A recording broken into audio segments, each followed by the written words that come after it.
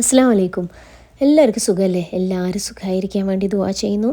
ഇന്ന് 25th of Ramadan ഞങ്ങൾ ഉംറയ്ക്ക് വേണ്ടിയിട്ട് രാവിലെ ഫജ്ർ നിസ്കാരം കഴിഞ്ഞപ്പോൾ അങ്ങനെ ഇറങ്ങി.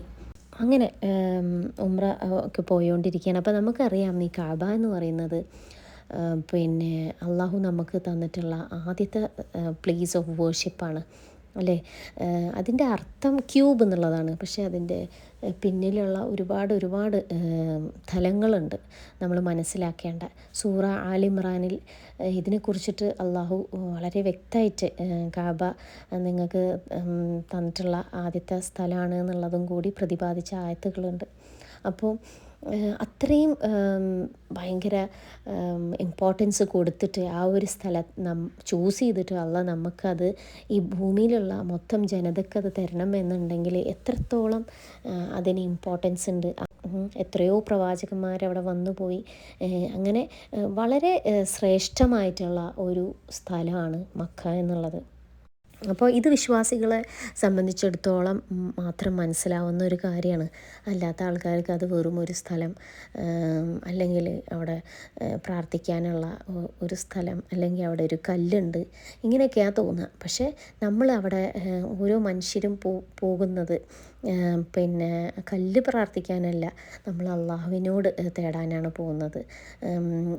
ഒരേ ഒരു അതായത് തൗഹീദിൽ നമ്മളുടെ ആ വിശ്വാസം ഒന്നും കൂടി ഊട്ടി ഉറപ്പിക്കാനാണ് നമ്മൾ പോകുന്നത്. അതായത് വൺനെസ് ഓഫ് ഗോഡ് എന്നുള്ളത് ഒന്നും കൂടി നമ്മളവിടെ ആ ഒരു ഇത്തരം കാര്യങ്ങൾ കഅബയിൽ ചെന്നിട്ടുണ്ടെന്നുണ്ടെങ്കിൽ നമ്മൾ ദുആ ചെയ്യുന്നതും അള്ളാഹുവിനോടാണ്, അല്ലാണ്ട് വേറെ ഒരു ആളെയും നമ്മൾ ആരാധിക്കുന്നില്ല. പക്ഷേ എന്നിരുന്നാലും നമ്മൾ ഈ മൈൻഡ്ഫുൾ ആയിട്ട് കാര്യങ്ങൾ ചെയ്യുക എന്ന് പറയുന്ന പോലെ നമുക്ക് ഇപ്പോൾ വീട്ടിലൊരു സ്ഥലമുണ്ട്, ഒരു സ്പെസിഫിക് സ്ഥലം, അവിടെ നിന്ന് നമ്മൾ നമസ്കരിക്കുമ്പോൾ നമുക്കൊരു സമാധാനം ഉണ്ടാവും അല്ലേ. എവിടെയെങ്കിലുമൊക്കെ ഇപ്പോൾ അടുക്കളയിലൊന്നും നമ്മൾ പോയിട്ട് നിസ്കരിക്കില്ല. നമുക്ക് പിന്നെ നമ്മളുടെ മുറിയുടെ ഒരു ഭാഗം ഉണ്ടാവും, മൂലയിലൊരു സ്ഥലം ഉണ്ടാവും, അല്ലെങ്കിൽ നമ്മൾ നിസ്കാര മുറികളുണ്ടാവും. അതുപോലെ തന്നെ അള്ളാഹ് നമുക്ക് പറഞ്ഞു തന്ന സ്ഥലമാണ്. നിങ്ങളിവിടെ വന്നിട്ട് എന്നോട് പിന്നെ നിങ്ങളുടെ സങ്കടങ്ങളും പ്രശ്നങ്ങളും ഒക്കെ പറഞ്ഞ ഒരു സ്ഥലം എന്ന് പറയുമ്പോൾ അത് എത്രത്തോളം ഇമ്പോർട്ടൻസ് ഉണ്ട് എന്നുള്ളത് നമ്മൾ ഓരോരുത്തരും മനസ്സിലാക്കണം.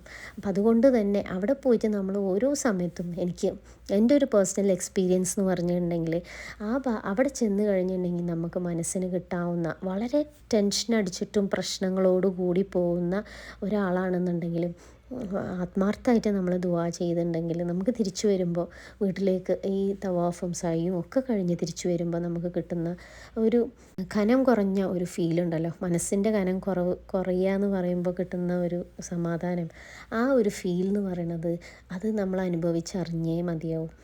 അങ്ങനെ ഞങ്ങൾ മക്കത്തെത്തി കഅബയുടെ അടുത്തെത്തി. അവിടുന്ന് തവാഫ് ചെയ്തു, സഅയ് ചെയ്തു. അപ്പോൾ ഇതെല്ലാം കണ്ടില്ലേ, അത്ര തിരക്കൊന്നുമില്ല കേട്ടോ അന്ന്. പിന്നെ ആൾക്കാർക്ക് ഇങ്ങനെ സ്പേസൊക്കെ ഉണ്ട്, ഇങ്ങനെ നടക്കാം.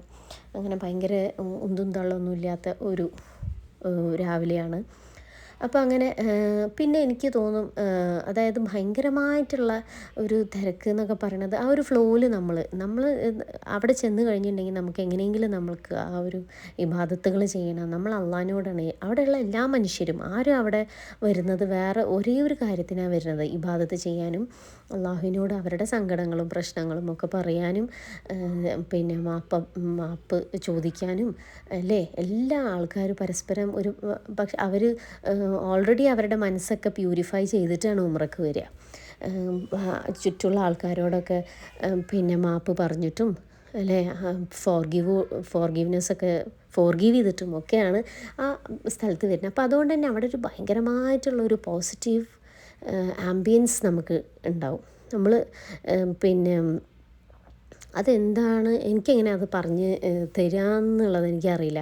നിങ്ങൾ പിന്നെ അവിടെ വന്നിട്ട് എക്സ്പീരിയൻസ് ചെയ്യേണ്ട കാര്യമാണ്. എക്സ്പീരിയൻസ് ചെയ്യാൻ എല്ലാവർക്കും അത് നുള്ള അനുഗ്രഹം ഉണ്ടാവട്ടെ. ഇനി നമുക്ക് അടുത്ത പിന്നെ ഒറ്റയായ രാവുകൾ 27ഉം 29ഉം ഒക്കെ വരുന്നുണ്ട്. അവസാനത്തെ 10ആണ്. അപ്പോൾ എല്ലാവരും അങ്ങോട്ടും ഇങ്ങോട്ടൊക്കെ ദുആ ചെയ്യുക അല്ലേ. നമ്മളെപ്പോഴാണ് മരിക്കുകയെന്ന് നമുക്കറിയില്ല. എപ്പോഴും നമ്മളെ മനസ്സ് എന്ന് പറയുന്നത് നമ്മളെപ്പോഴും പ്യൂരിഫൈ ട്രൈ ചെയ്തുകൊണ്ടേയിരിക്കണം. എന്തായാലും മനുഷ്യരാണല്ലേ, നമുക്കിങ്ങനെ ഓരോ ചിന്തകളും നമ്മളുടെ പ്രശ്നങ്ങളും നമ്മൾ ഇന്നിങ്ങനെ അതൊക്കെ നമ്മളുടെ മനസ്സിൽ ഇങ്ങനെ അക്യൂമുലേറ്റ് ചെയ്ത് നമുക്ക് വേണ്ടാത്ത ചിന്തകളും ഷെയ്ത്താൻ എപ്പോഴും നമ്മളായിട്ട് എന്താ പറയുക നമ്മളിങ്ങനെ ട്രിക്ക് ചെയ്തുകൊണ്ടിരിക്കും. അപ്പോൾ അതിനെയൊക്കെ നമ്മൾ മറികടന്നിട്ട് നമ്മളെപ്പോഴും നമ്മളെ റിവൈവ് ചെയ്തുകൊണ്ടേയിരിക്കണം. അപ്പോൾ അതിൻ്റെ ഒരു മാർഗ്ഗമാണ്, അതിനുള്ളൊരു മാർഗ്ഗമാണ് ഈ ഇബാദത്തുകളും ഈ മക്കത്തുള്ള വരവും പിന്നെ നിസ്കാരവും ദുആകളും എല്ലാം അങ്ങനെ. അപ്പോൾ അത് എത്രത്തോളം നമ്മൾ ചെയ്യാൻ പറ്റും അത്രത്തോളം നമ്മൾ നമ്മളുടെ മനസ്സിനെ എല്ലാ പ്രശ്നങ്ങളും എന്തുണ്ടെന്നുണ്ടെങ്കിലും അതൊക്കെ നമ്മൾ മാറ്റിക്കൊണ്ടേയിരിക്കുകയാണ്. ഈ അവസാന ദിവസങ്ങളിൽ 27 രാവിനും പിന്നെ 29-നും അതുപോലെ അവസാനത്തെ 10ആണല്ലേ. അപ്പോൾ എല്ലാവരും ദുആകളിൽ എന്നെയും കൂടി ഉൾപ്പെടുത്തുക. എല്ലാവർക്കും നല്ലത് വരട്ടെ. നമ്മൾ ലോകത്തുള്ള വേദന അനുഭവിക്കുന്ന എല്ലാവർക്കും അള്ളാഹു അത് എളുപ്പമാക്കി കൊടുക്കട്ടെ, അതിൻ്റെ ഇൻറ്റൻസിറ്റി കുറച്ച് കൊടുക്കട്ടെ, മനസ്സിന് സമാധാനം കൊടുക്കട്ടെ എന്ന് നമ്മൾ ദുആ ചെയ്തുകൊണ്ട് വീണ്ടും അടുത്ത വ്ളോഗിൽ കാണാം.